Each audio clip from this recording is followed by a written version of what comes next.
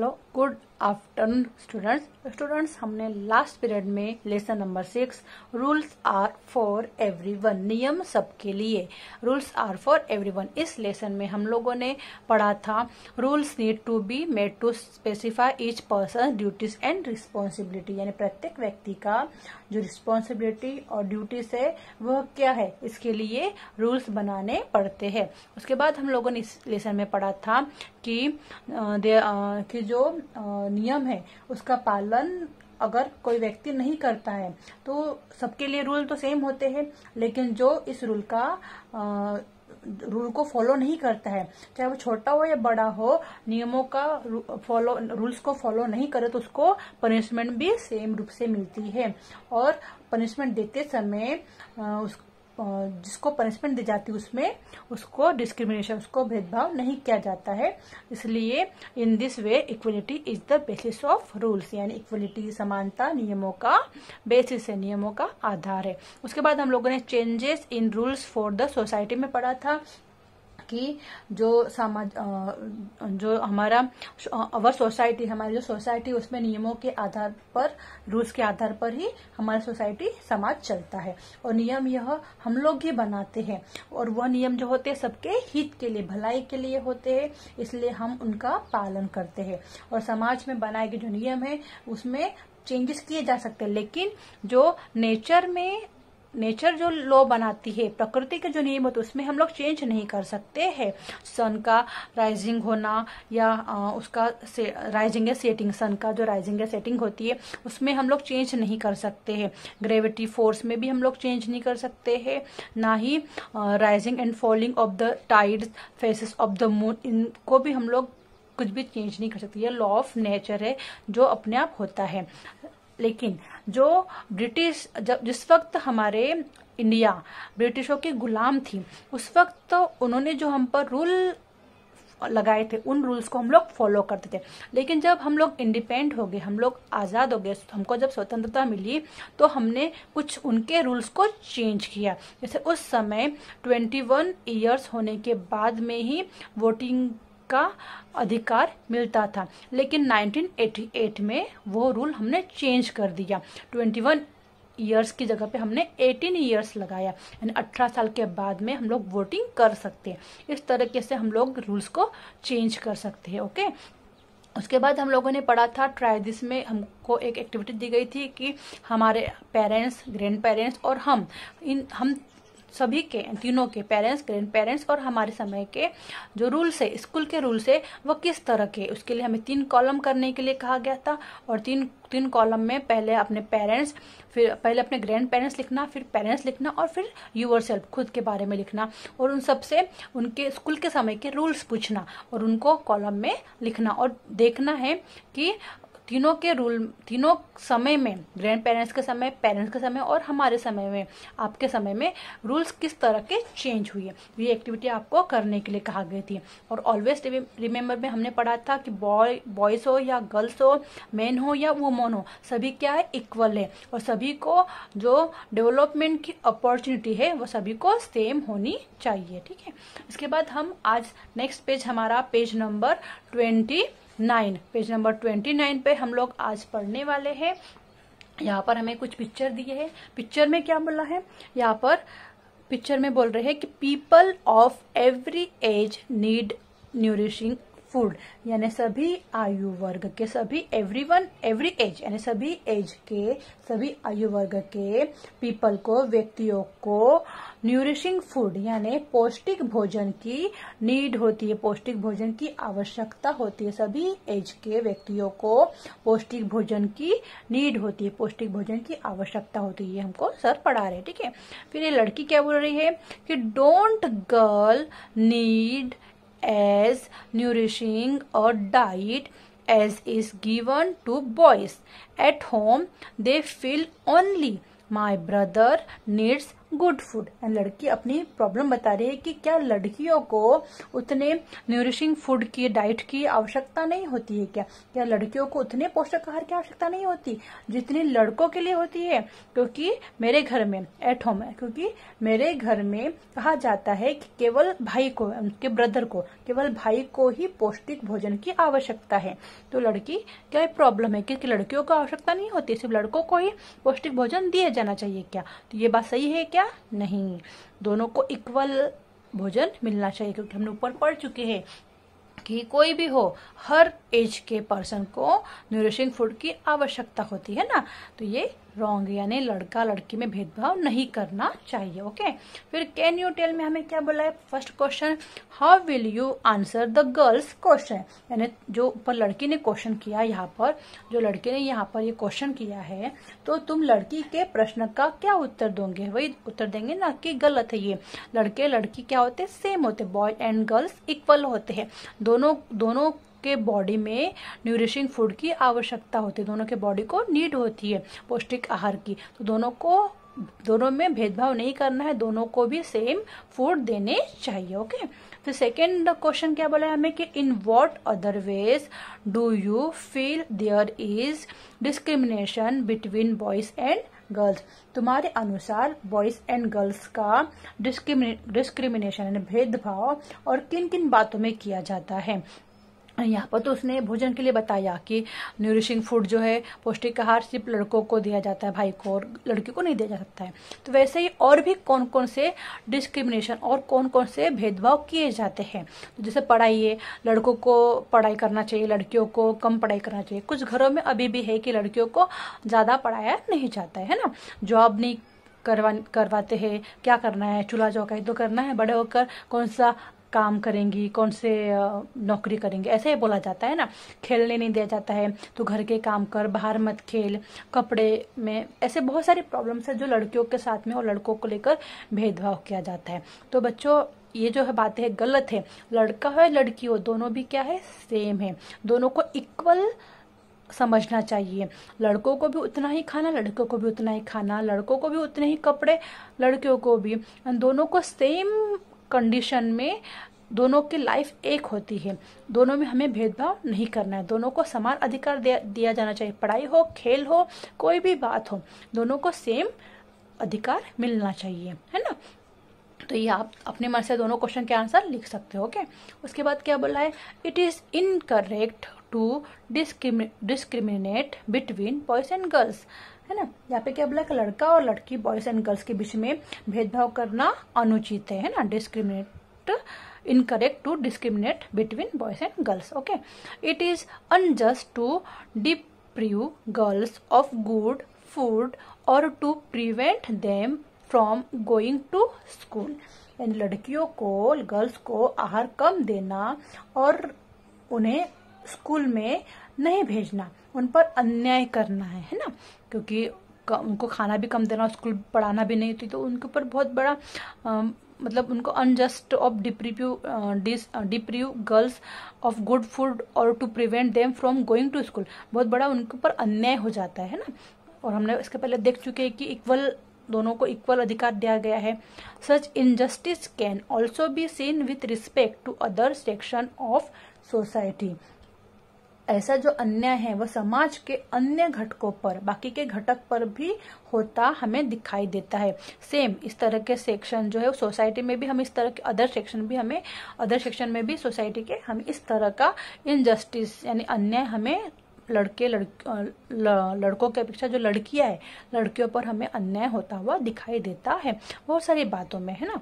In this picture below what injustice do your observe. अब जो चित्र दिए हमें नीचे, यहाँ पे जो हमें पिक्चर्स दिए हैं, इन पिक्चर्स में, इन चित्रों में जो पिक्चर्स दिए, इन पिक्चर्स में कौन सा अन्याय होता हुआ लग रहा है, उसको हमको देखना है। जैसे यहाँ पर क्या बोला है कि I have return all your money, how can I still be in डेब्ट, यानी ये जो आदमी है यह कह रहा है इस साहूकार से कि तुम्हारे सभी पैसे मैंने वापस कर दिए, तो भी कर्ज कैसे रह गया। यानी पहले के जो लोग थे वो पढ़े लिखे नहीं थे, है ना, अंगूठा लगाते थे, तो जो साहूकार लोग थे वो उनको पैसे देते थे और उन पैसों के पैसों के जगह पर ये उनको वापस भी कर लेते थे, लेकिन उन पर ब्याज इतना लगाते थे कि बेचारे वो भरते भरते उनकी पूरी लाइफ, क्या उनके आगे वाले बच्चे भी उनका कर्जा नहीं चुका पाते थे। इस तरह से वो लोग उनको मतलब उन पर इस तरह से अन्याय करते थे। तो ये गलत बात थी, है ना, कि जब ये कह रहा है कि तुम्हारे तो मैं सभी पैसे वापस लौटा दिए, फिर भी उस पर कर्ज कैसे लगाया गया है, किस तरह से उस पर रिटर्न ऑल वापस देने के बाद में वो उस पर वापस बोल रहा है कि वो कर्ज लगा रहा है। तो ये गलत बात है। तो इस तरह के हमें यहाँ पर अन्याय होता हुआ दिखाई दे रहा है। वैसे ही अभी यहाँ पर हमें दिख रहा है कि जो काम वाली बाई है यहाँ पर क्या बोला है कि इवन थो I work without a single holiday in a month, why do you पे मी सो लिटिल। यानी ये जो औरत है ये कह रही है कि एक भी छुट्टी न लेकर महीने भर काम करती हूँ तो भी इतना कम वेतन क्यों देते हैं। यानी यह पूरे महीने भर काम करती है, एक भी छुट्टी नहीं लेती है, फिर भी इसे जो पेमेंट है वह कम देती है। यानी उससे सब काम करवा लिया जाता है बाई से, और उसको पैसे बराबर टाइम पर बीत जाते नहीं है, और उसके काम के हिसाब से पेमेंट भी उसको कम मिलता है। इस तरह की प्रॉब्लम्स, इस तरह के अन्याय हमें समाज में होते हुए दिखाई देते हैं। अब आगे क्या बोला यहाँ पर कि रूल, यहाँ पर हमने जो पढ़े थे यहाँ पर इसके बारे में है ना, जो पिक्चर्स के बारे में, तो ऊपर में क्या बोला है कि rules have to be made to ensure that no injustice is done. यानी किसी भी प्रकार का अन्याय न हो, इसके लिए रूल्स बनाने पड़ते हैं। यानी किसी भी व्यक्ति पर किसी भी प्रकार का अन्याय न हो, इसके लिए हमें रूल्स बनाने पड़ते हैं। फिर यहाँ पे क्या बोला है, can you tell me a list of rules is given below, each rules has a specific purpose, some rules have more than one purpose, discuss each rule in class under the heading this is what I think, note down your opinions. यानी यहाँ पे बोला है कि जो हमें नीचे में कुछ पॉइंट्स दिए हैं उसकी एक लिस्ट बनानी है उस रूल्स की, और प्रत्येक रूल्स का एक कुछ ना कुछ क्या होता है, स्पेसिफिक पर्पस होता है। कुछ नियमों के अनेक उद्देश्य भी होते हैं, अनेक अलग अलग प्रकार के पर्पस भी होते हैं।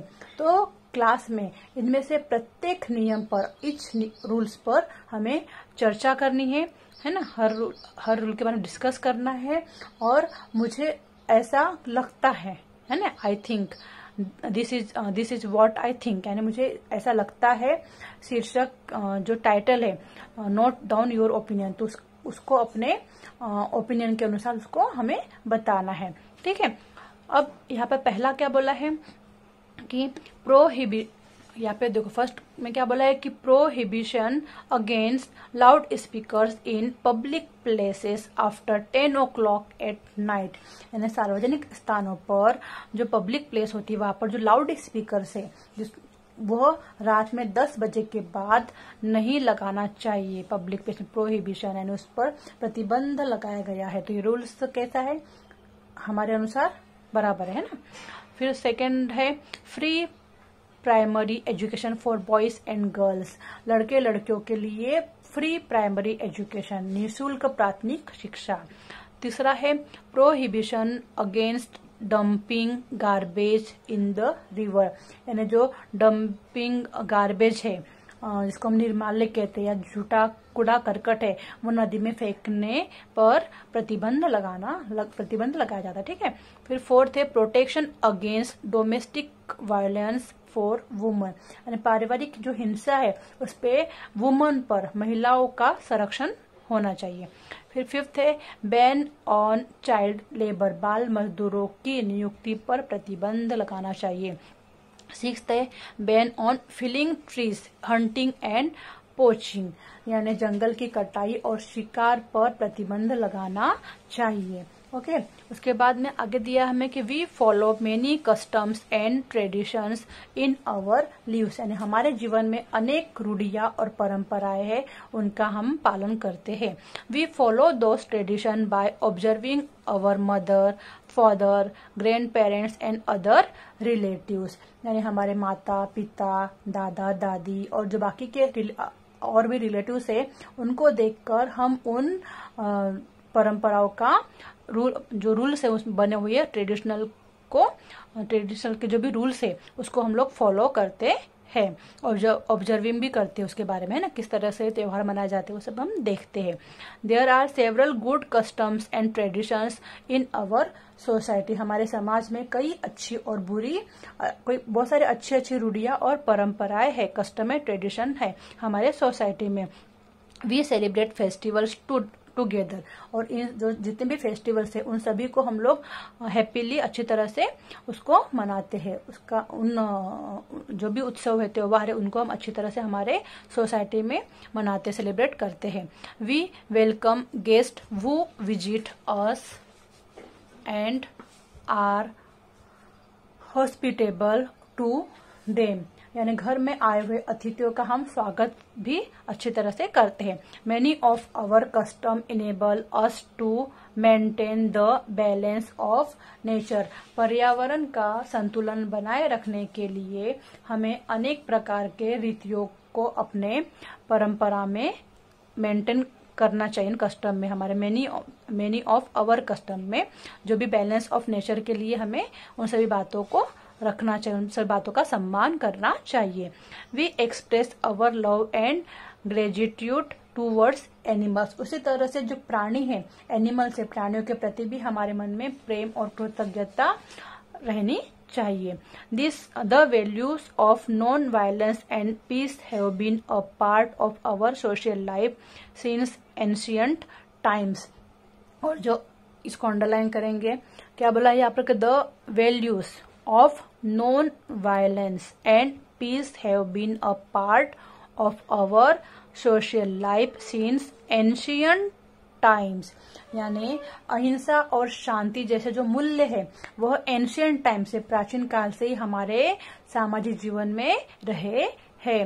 वैल्यूज ऑफ नॉन वायलेंस और पीस, है ना, जिसको हम लोग अहिंसा और शांति कहते हैं, ये एंशियंट टाइम से ही हमारे यहाँ पर रहे। ओके, इसको अंडरलाइन करोगे। सेकेंड पैराग्राफ है, even so there are some traditions and customs that are not desirable. यानी ऐसा होने पर कुछ ट्रेडिशनल और जो परंपरा है वो अनुचित होती है। They are not beneficial for our society. For example दिया है कास्ट डिस्टिंक्शन, यानी हमें जो जाति भेदभाव जिसको हम बोलते हैं, समाज के लिए यह अच्छी नहीं होती है। जैसे जाति भेद के कारण समाज में उच्च नीचता की भावना दिखाई जाती है ना, उच्च नीच जाति भेद के वजह से। Because of this a divide has been created in society. विषम, उसके वजह से जाति भेद की वजह से क्या हो जाता है, सोसाइटी में विषमता बढ़ जाती है। It has given rise to inequality, है ना, विषमता दिखाते हैं, उसके वजह से इनइक्वलिटी पाई जाती है। Untouchability was an inhuman and unjust custom. और अस्पृश्यता, अनटचेबल यानी जिसको हम अनटचेबिलिटी बोलते हैं, जिसको अस्पृश्यता कहते हैं, यह भी एक अमानवीय और अन्यायकारी प्रथा है जिसको हमको नहीं मानना चाहिए।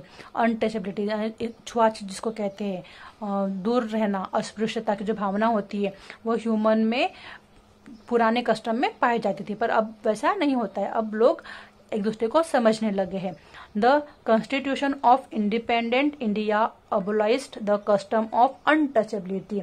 स्वतंत्र भारत के संविधान में जो अनटचेबिलिटी है, अस्पृश्यता है, उसकी प्रथा अब समाप्त हो गई है। नेक्स्ट पैराग्राफ है, many times laws have to be made to abolish unjust custom. यानी कई बार कानून बनाना अनिष्टकारी रूढ़ियों का उसमें कस्टम जो होते हैं अनिष्ट, जो अच्छे भी नहीं होते, कई बार कानून बनाए जाते हैं लेकिन उन पर जो अनिष्टकारी रूढ़ियां होती है उसको निर्मूलन करना पड़ता है। In our country custom such as sati and child marriage were abolished by making laws that banned them. जैसे पहले पुराने एंशिएंट टाइम में ऐसा होता था कि पति मर गया तो सती होना, या फिर जैसे हमारे देश में पहले प्राचीन काल में सती प्रथा और बाल विवाह, है ना, सती एंड चाइल्ड मैरिज, सती प्रथा और बाल विवाह जैसी जो रूढ़ियां थी और प्रथाएं थी वो कानून बनाकर अब उसको रोक दिया गया है। पर पहले सती होना और बच्चों को चाइल्ड मैरिज मतलब बचपन में उनका विवाह करना, ये प्रथाएं पहले थी, पर अब उस पर बैन लगाया गया है। अब उस रूल्स को तोड़ दिया गया, वो रूल बंद कर देंगे, उस पर प्रतिबंध लगा दिया गया है। वैसे ही और भी कुछ है कि the law that band the use of magic for cheating people was first enacted in Maharashtra. Receiving a dowry has been banned by law. वैसे ही जो जादू टोना होता है, लोगों को ठगने जैसी वाली जो बातें हैं, वो महाराष्ट्र में उस पर प्रतिबंध लगाया गया है, महाराष्ट्र में वो रूल बनाया गया है। वैसे ही विवाह में डाउरी जो दहेज है, उस दहेज पर भी प्रतिबंध लगाया गया है, बैंड लगाया गया है।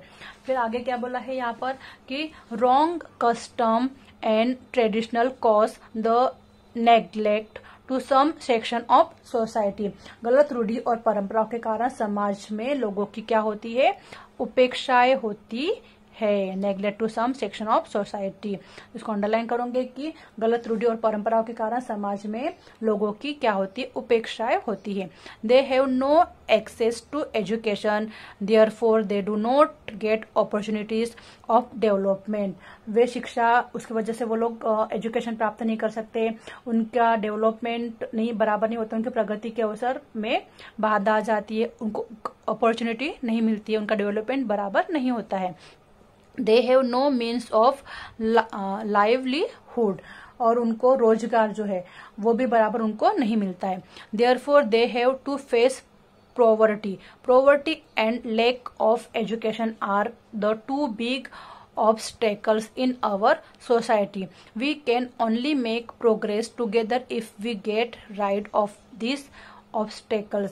यानी यहाँ पे बोला है कि गरीबी और शिक्षा का अभाव होने से, यानी यहाँ पर अंडरलाइन करोगे poverty and lack of education, है ना, are the two big obstacles in our society. यानी गरीबी और शिक्षा का अभाव, इसके वजह से हमारा जो सामाजिक जीवन है उसमें सबसे बड़ी, सोसाइटी में सबसे बड़ी प्रॉब्लम आ जाती है, सबसे बड़ी बाधाएं उत्पन्न होती है। अब इनको दूर करने के लिए we can only make progress together if we get rid of this obstacles. यानी इनको दूर किया जाना चाहिए, तो तभी हम सभी का एक साथ हम लोग आगे बढ़ सकते हैं। गरीबी और शिक्षा की कमी, ये सब बातों को दूर करना चाहिए। उसके बाद हमारे इसमें लास्ट पॉइंट है प्रोटेक्टिंग अवर इन्वॉल्वमेंट। जिस तरह से हम लोग बाकी बातों को देख रहे हैं, वैसे ही हमें हमारे इन्वॉल्वमेंट को भी प्रोटेक्टिंग करना चाहिए। इन्वॉल्वमेंट यानी पर्यावरण संरक्षण, उसके बारे में हम पढ़ेंगे। Just as law are necessary to maintain equality and injustice in society, law are also required for the protection of the involvement.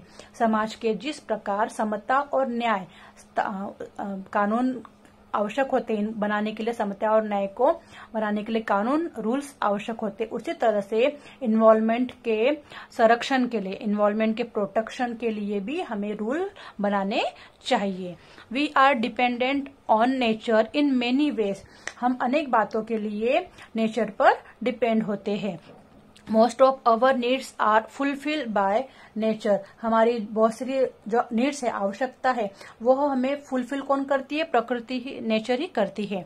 Natural resources should be available in enough quantities for the needs of our future generation. और हमारे बाद में जो आने वाली future की generation है, वह उनको अगर हम लोगों ने नेचर को संभाल के नहीं रखा तो उनको वह इनफ क्वांटिटी यानी उनको वो बराबर नहीं मिल पाएंगे, उनके लिए वो अवेलेबल नहीं रह पाएंगी, उनको बहुत कमी होगी नेचुरल चीजों की। फिर क्या बोला है कि therefore we must conserve this natural resources, we must use them carefully. इसके लिए हमें इन जो हमें मिल रहा है नेचुरल के द्वारा, रिसोर्सेस जो भी हमें संसाधन मिल रहे हैं प्रकृति से, उसको हमें उनको क्या करना चाहिए, बराबर उनका केयर लेनी चाहिए, उनको केयरफुली उनका यूज करना चाहिए, इनका उपयोग हमें केयरफुली सावधानीपूर्वक करना चाहिए। तभी हम आगे भविष्य में फ्यूचर जनरेशन तक वो चीजें पहुंचा सकते हैं। तो हमें यहाँ पे प्रोटेक्टिंग अवर इन्वॉल्वमेंट में बताया गया है। अब हम नीचे में हमें यहाँ पर अवर सोशल इश्यूज कौन कौन से हैं, हमारे सामाजिक समस्या जो हम पढ़ चुके इसके पहले कौन कौन से, उसको हम पिक्चर के द्वारा एक बार देख लेते हैं। तो हमने यहाँ पर देखा था, जो पहला वाला है अवर सोशल इश्यूज में जो पहला दिख रहा है हमें, इलिटरेसी, यानी इसको हम बोलते हैं निरक्षरता, कि लोगों को मतलब पढ़ाई से वंचित किया जाता था, लड़कों को पढ़ाना और लड़कियों को नहीं पढ़ाना। तो ये जो इलिटरेसी है, यह एक सबसे बड़ी अवर सोशल इश्यू में आता है, ठीक है। उसके बाद में था यहाँ पर चाइल्ड मैरिज, बचपन में ही बच्चों की शादी कर देना, यह सेकेंड इश्यू है। उसके बाद में थर्ड सोशल इश्यू में आता है सुपरस्टिशंस, यानी इसको हम अंधविश्वास कहते हैं, जादू टोने वाली बातें है ना, यह भी अंधविश्वास में, ये भी सोशल इश्यूज में आता है। उसके बाद में है फोर्थ चाइल्ड लेबर, यानी कम उम्र के बच्चों को काम पे लगाना, जिसको हम बाल मजदूरी कहते हैं। तो ये illiteracy, child marriage, superstitions and child labour, ये 4 जो है वो अवर सोशल इश्यू यानी हमारे सामाजिक समस्याओं में आते हैं।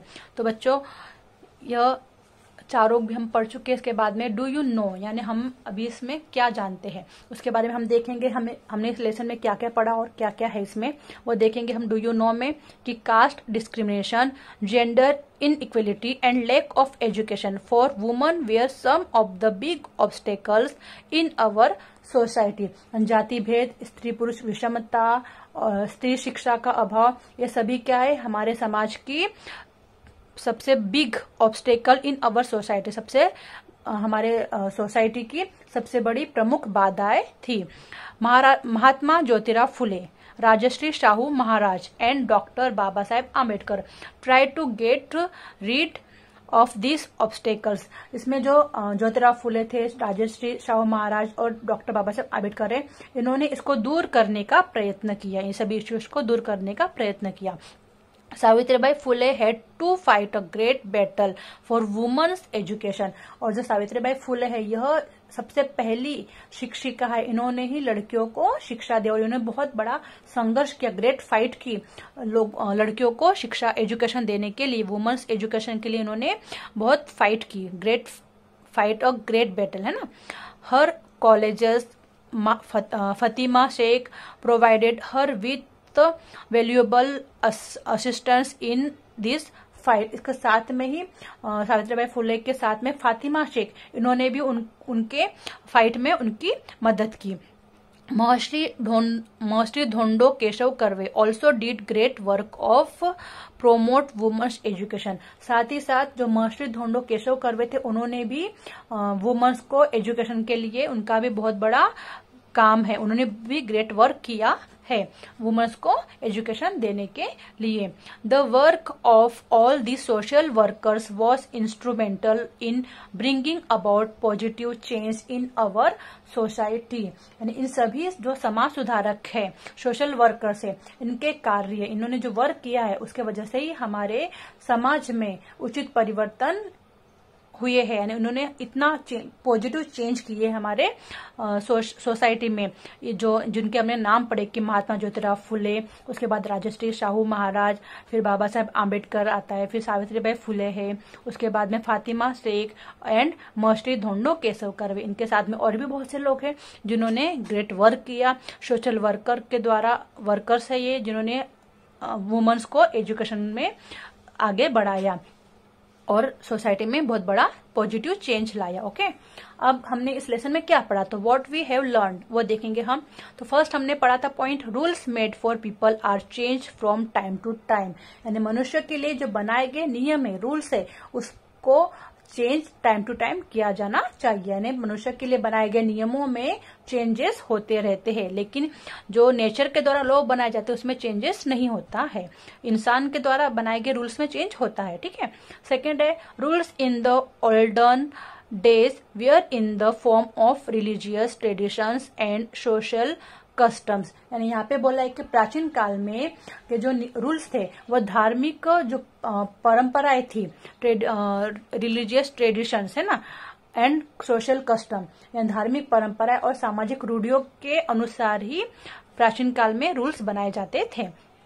थर्ड है laws are made to combat inhuman and undesirable traditions and customs. यानी जो अनिष्टकारी और अमानवीय रूढ़ियां हैं वो परंपराओं के विरोध में, उसके विरोध में कानून बनाए जाते हैं, लॉस बनाए जाते हैं, उसको चेंज किया जा सकता है।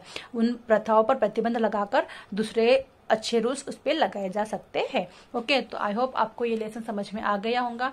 यह वीडियो बार बार देखना है और लेसन को रीड करना है और समझना है। ओके।